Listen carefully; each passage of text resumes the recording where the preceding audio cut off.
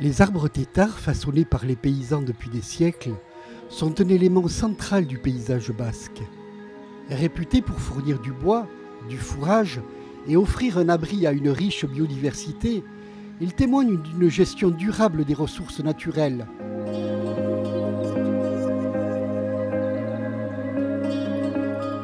Un arbre têtard ne désigne pas une espèce en particulier, mais plutôt une méthode traditionnelle de gestion et d'exploitation des arbres.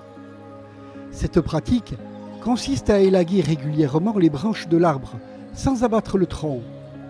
En taillant les branches tous les 10 à 15 ans, on peut ainsi récolter du bois de manière durable, sans compromettre la vie de l'arbre, qui continue de se régénérer.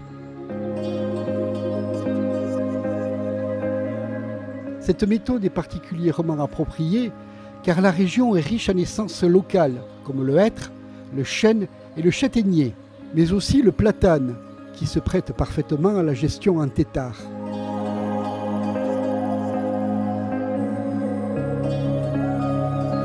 Cependant, leur présence se décline progressivement, menacée par l'abandon de leur entretien traditionnel et les bouleversements climatiques.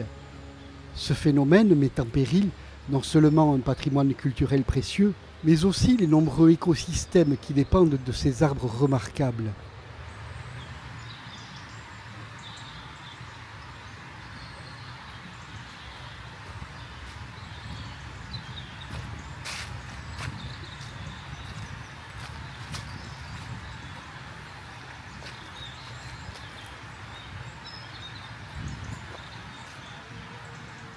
Les arbres têtards, ou trognes, sont en effet une composante emblématique des paysages ruraux au Pays basque et dans de nombreuses autres régions de France et d'Europe.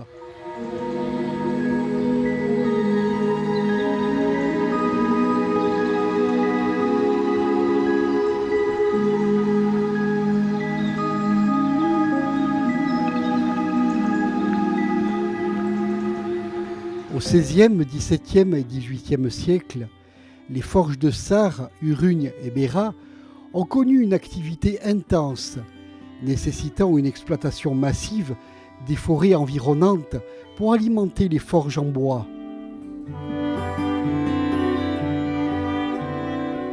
Cette déforestation a poussé les communautés locales à se tourner vers un autre combustible, le charbon de bois, qui est devenu une ressource économique cruciale, utilisée à la fois pour la vente et le troc. Même après la fermeture des forges, la production de charbon de bois a perduré, notamment pour alimenter les fours à chaud et répondre aux besoins domestiques. Jusqu'au milieu du XXe siècle, les arbres têtards étaient omniprésents au Pays basque. À cette époque, les besoins en pâturage, en litière et en bois étaient considérables. Les têtards fournissaient non seulement du bois pour les clôtures, le chauffage ou la construction, mais aussi des ressources pour le fourrage des animaux et la litière à base de fougères.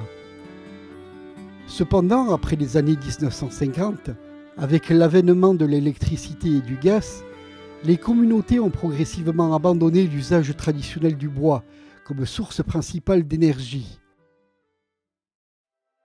Les arbres têtards, autrefois si utiles, ont alors été négligés et leur entretien a progressivement cessé. En conséquence, les têtards sont de moins en moins nombreux, ce qui présente une perte non seulement pour le patrimoine paysager et culturel, mais aussi pour la biodiversité qu'ils abritent.